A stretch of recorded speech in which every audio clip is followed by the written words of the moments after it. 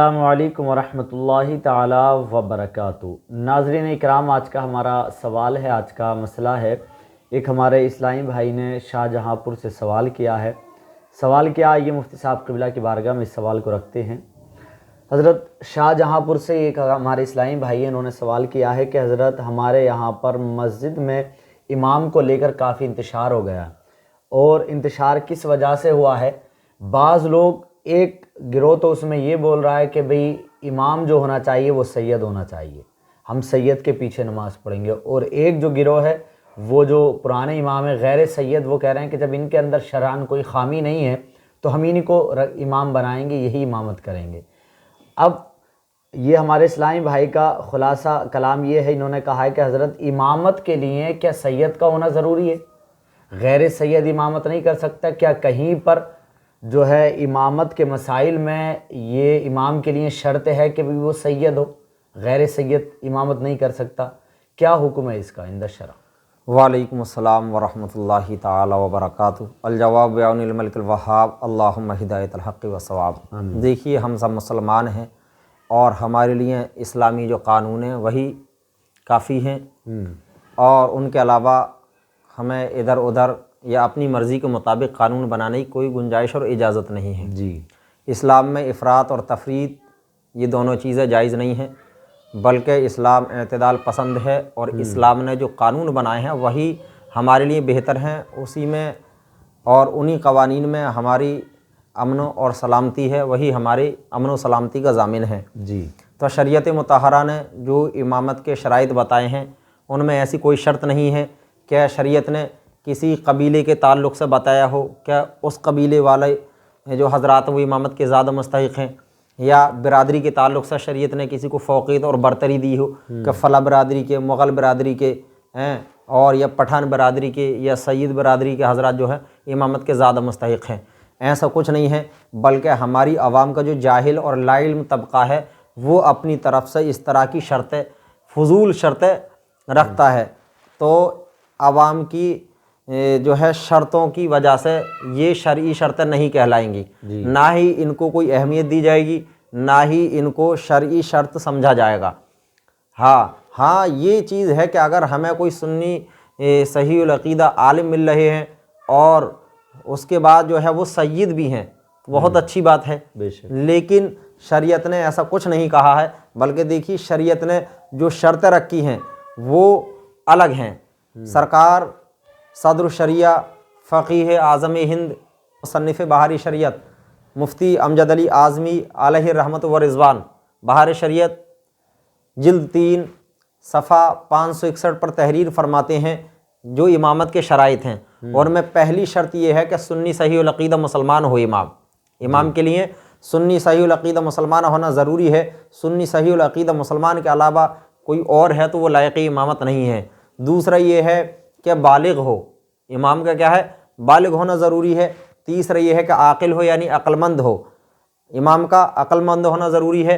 چوتھا یہ ہے کہ وہ مرد ہو۔ پانچواں ہے کہ قرات کا صحیح ہونا، یعنی قرآن شریف صحیح پڑھتا ہو۔ جی، اور چھٹی شرط ہے شرعی معذور نہ ہو۔ یہ امامت کی شرطیں ہیں جو شریعت نے لگائی ہیں۔ جو لوگ یہ کہتے ہیں کہ ہم تو سید کو امام رکھیں گے، سید کے علاوہ ہم کسی دوسرے کو امامت پر نہیں رکھیں گے، اور جو ہے سید زادوں کے علاوہ وہ کسی کے پیچھے نماز پڑھنا پسند نہیں کرتے، تو یہ ان کی اپنی منمانی ہے۔ شریعت کا ایسا کوئی قاعدہ نہیں ہے، شریعت کا ایسا کوئی اصول نہیں ہے، بلکہ شریعت کا مسئلہ تو یہ ہے کہ امامت کا سب سے زیادہ مستحق وہ ہے جو علم میں اور عمل میں سب سے زیادہ فوقیت اور برتری رکھتا ہو۔ جی، جو علم میں اور عمل میں، علم میں سب سے زیادہ ہے، عمل میں سب سے زیادہ ہے، وہ شخص امامت کا سب سے زیادہ مستحق ہے۔ اب جن کے اندر یہ دو چیزیں پائی جائیں گی، علم اور عمل میں زیادتی، تو وہی امامت کے زیادہ مستحق ہیں۔ اس میں برادری کا کوئی وہ نہیں ہے کہ صاحب برادری کیا ہے، برادری سے کوئی مطلب نہیں ہے، بلکہ علم اور عمل اور تقوی دیکھا جائے گا۔ تقوی کس کے اندر زیادہ ہے، علم کس کے اندر زیادہ ہے، چاہے وہ کسی برادری سے ہوں۔ ایسا نہیں ہے کہ صاحب ایک تو عالم با عمل ہیں اور دوسرا جو سید زادے ہیں وہ غیر عالم ہیں، تو کیا سید زادوں کو کھڑا کیا جائے گا مسئلے پر؟ نہیں، بلکہ جو علم اور عمل میں زیادہ ہیں اگرچہ وہ غیر سید ہیں ان کو مصلی امامت پر کھڑا کیا جائے گا اور وہی امامت کے زیادہ مستحق ہیں۔ اس لیے کہ اور دیکھیے تقویٰ اور پرہیزگاری جو ہے وہ نسب کی بنا پر نہیں ہے، بلکہ اللہ رب العزت قرآن پاک میں ارشاد فرماتا ہے ان اکرمکم عند اللہ اتقاکم، تم میں سب سے زیادہ لائق تعظیم وہ ہے جس کے دل میں اللہ کا سب سے زیادہ خوف ہو، جس کے دل میں زیادہ خوف ہو، جو زیادہ متقی ہو، زیادہ پرہیزگار ہو، وہ سب سے زیادہ لائق تعظیم ہیں۔ اور رہا یہ مسئلہ کہ اگر سید عالم دین ہیں تو ان کا مقام اور مرتبہ بہت بلند ہے، لیکن اگر کوئی عالم دین سید نہیں ہے لیکن سنی صحیح العقیدہ عالم دین ہے، عالم باعمل ہیں، اور دوسری طرف جو سید صاحب ہیں وہ غیر عالم ہیں، تو ان سید صاحب سے زیادہ لائق تعظیم یہ ہیں جو عالم دین ہیں، اس لیے کہ ان کے پاس اللہ کی کتاب کا علم ہے، ان کے پاس کیا ہے، شریعت محمدی کا علم ہے۔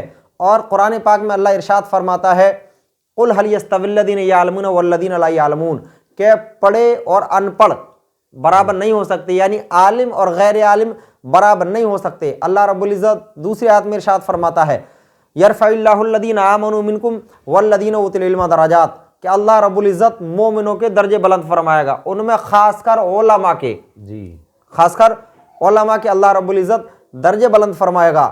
تو سرکار صدر الافاضل علیہ الرحمت والرضوان خزائن العرفان صفحہ 951 پر فرماتے ہیں کہ عزت کا دار و مدار جو ہے وہ نسب پر نہیں ہے کہ نسب کی وجہ سے عزت ملتی ہو، خاندان کی وجہ سے عزت ملتی ہو، یا امیری غریبی کی وجہ سے عزت ملتی ہو۔ سرکار صدر الافاضل سید نعیم الدین مراد آبادی علیہ الرحمت والرضوان فرماتے ہیں عزت کا جو دار و مدار ہے وہ تقویٰ اور پرہیزگاری پر ہے، نہ کہ نسب پر۔ ہاں کوئی کہیں کہ صاحب ہم اعلیٰ نسب والے ہیں تو ہم جو ہے عزت کے زیادہ مستحق ہیں، ایسا نہیں، بلکہ عزت کا زیادہ مستحق وہ ہے جو کہ تقویٰ اور پرہیزگاری میں زیادہ ہیں۔ شیخ الاسلام والمسلمین سرکار اعلیٰ حضرت فتاوی رضویہ جلد 9 صفحہ 59 پر فرماتے ہیں کہ علم کی فضیلت نسب کی فضیلت سے زیادہ افضل اور اعلیٰ ہے۔ علم کی فضیلت یعنی اگر کوئی علم والے ہیں اور دوسری سائیڈ سید صاحب ہیں جو کہ عالم نہیں ہیں، تو آپ فرماتے ہیں کہ ان غیر عالم سید سے زیادہ جو ہے عالم دین لائق تعظیم ہے، اس لیے کہ وہ عالم دین ہیں، ان کے پاس اللہ رب العزت کی کتاب کا علم ہے، شریعت مصطفی کا علم ان کے پاس ہے۔ اور آپ آگے فرماتے ہیں کہ سید اگر غیر عالم ہو، صالح ہو، نیک ہوں، پھر بھی وہ ایک عالم دین کے مقام اور مرتبے کو نہیں پہنچ سکتے۔ اگر سید غیر عالم نہیں ہیں، متقی ہیں، صالح ہیں، پرہیزگار ہیں، لیکن دوسری طرف کیا ہے ایک عالم دین ہے، تو وہ سید ان کے مقام اور مرتبے کو نہیں پہنچتے۔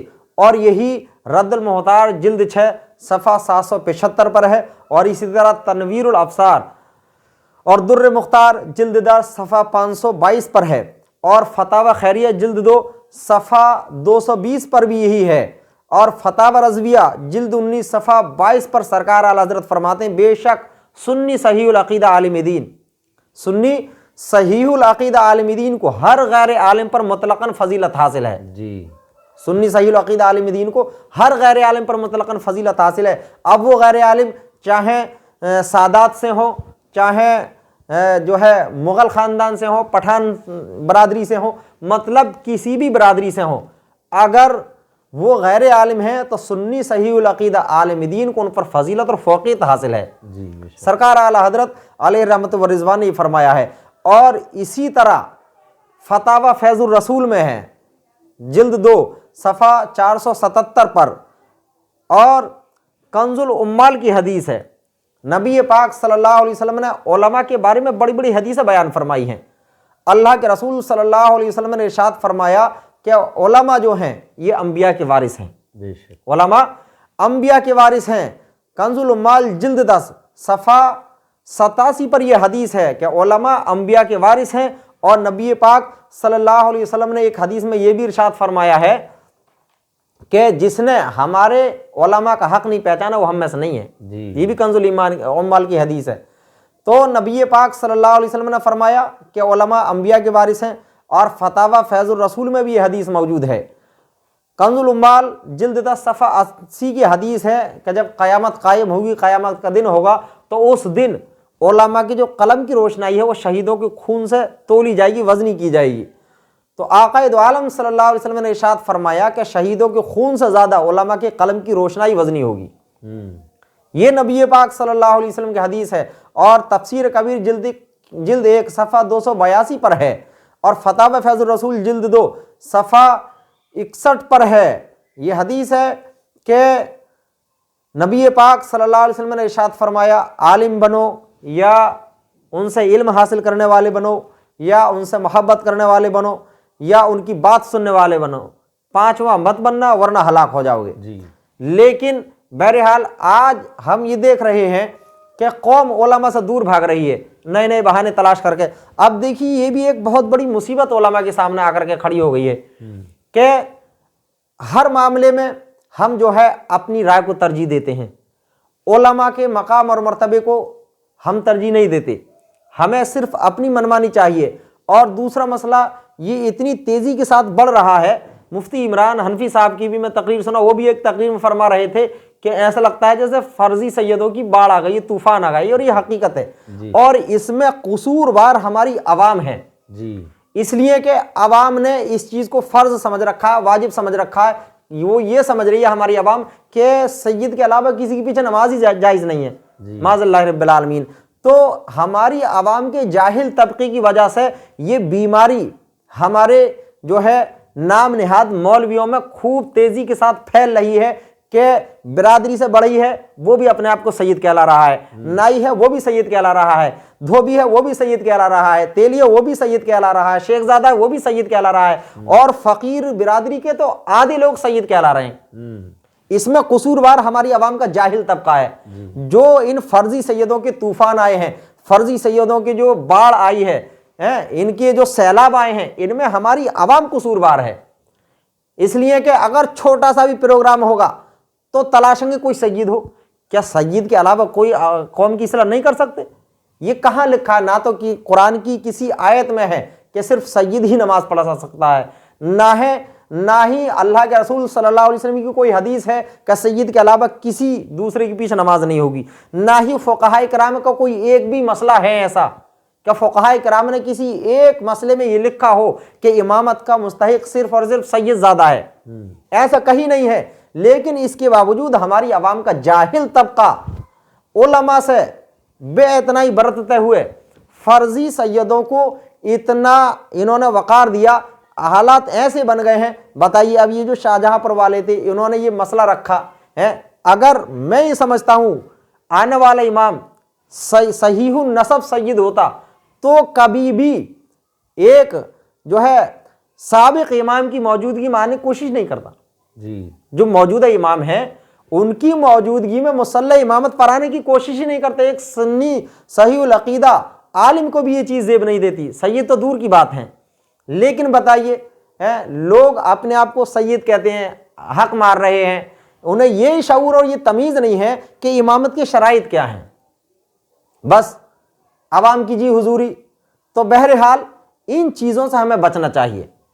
اسلام میں افراط اور تفریط بالکل نہیں ہے، اسلام اس چیز کو پسند نہیں کرتا کہ اپنی منمانی کی جائے، بلکہ اسلام نے جو اصول بنائے ہیں، جو قاعدے بنائے ہیں، جو ضابطے بنائے ہیں، اسلام چاہتا ہے کہ اسلام کے ماننے والے انہی اصولوں کے مطابق اپنی زندگی گزاریں۔ تو ہمیں یہ چاہیے کہ ہم اس طرح کے کوئی قانون نہ بنائیں جو ہمارے لیے زہر قاتل ہوں۔ وہ اگر ہم نے ایسے قانون بنائے تو پھر آنے والا دن دور نہیں ہے کہ ہم دین سے بالکل الگ ہٹ کھڑے ہو جائیں گے۔ اس لیے کہ جب ہم اپنی منمانی کریں گے تو پھر ہر مسئلے میں اپنی ہی منمانی کریں گے۔ تو بہرحال ہمیں اس چیز کو روکنا ہے۔ ہماری جو معاشرے میں ہر روز 2-4 سید پیدا ہو رہے ہیں، فرضی سید، ان کا ہمیں سختی سے بائیکاٹ کرنا ہے اور اپنی قوم کی صحیح طریقے سے اصلاح کرنی ہے، ہمیں اپنی قوم کو صحیح راستہ دکھانا ہے، اور یہ بتانا ہے کہ اللہ رب العزت نے صرف سادات کو عظمت نہیں عطا فرمائی ہے، بلکہ علماء دین کو بھی اللہ نے ایک مقام اور مرتبہ عطا فرمایا ہے۔ علماء دین کی تعظیم بھی ضروری ہے، علماء دین کی تعظیم بھی ضروری ہے۔ علماء دین کی توہین کرنا صرف اس نیت سے کہ یہ عالم ہے، یہ کفر ہے، یہ کفر ہے، تو ہمیں چاہیے کہ ہم اپنی منمانی نہ کریں بلکہ اسلامی احکام اور مسائل پر عمل کرنے کی کوشش کریں۔ جب بھی ہمیں کسی طرح کا کوئی مسئلہ درپیش آئے تو ہم شریعت میں پہلے اس کو تلاشیں، اس کا حکم کیا ہے اور اس کا حل کیا ہے۔ جی ایسا نہیں کہ ہم بلا وجہ کے اپنی مسجدوں میں فساد کر رہے ہیں، مسجدوں پر ویسے ہی لوگوں کی نظریں جمی ہوئی ہیں، انتشار سے بچایا جائے مساجد کو، اور یہ بلا وجہ کا انتشار ہے۔ اور بلا عذر شرعی امام کو جو ہے امامت سے معزول کرنا یہ بھی جائز اور درست نہیں ہے، بلکہ یہ گناہ کا کام ہے، اور یہ کوئی شرعی عذر نہیں ہے کہ ہمیں امام صحیح چاہیے جب پہلے ہی سے امام موجود ہیں، سنی صحیح العقیدہ ہیں وہ اور عالم باعمل ہیں، تو ان کو بلا عذر شرعی امامت سے معزول کرنا یہ گناہ ہے، یہ جو ہے اچھا کام نہیں ہے، یہ بہت برا کام ہے اور اس سے بچنا چاہیے۔ تو بہرحال ہمیں یہ چاہیے کہ ہم شریعت مطہرہ پر عمل کرنے کی کوشش کریں، اور اللہ کی بارگاہ میں دعا کرتے ہیں مولا ہم سبوں کو شریعت مطہرہ پر عمل کی توفیق عطا فرمائے، اور اسلام میں جو افراط اور تفریط لوگ بڑھانا چاہ رہے ہیں، داخل کر رہے ہیں، افراط اور تفریط کا شکار ہو رہے ہیں، اللہ رب العزت ان سبوں کو بھی ہدایت عطا فرمائے، آمین اللہم آمین۔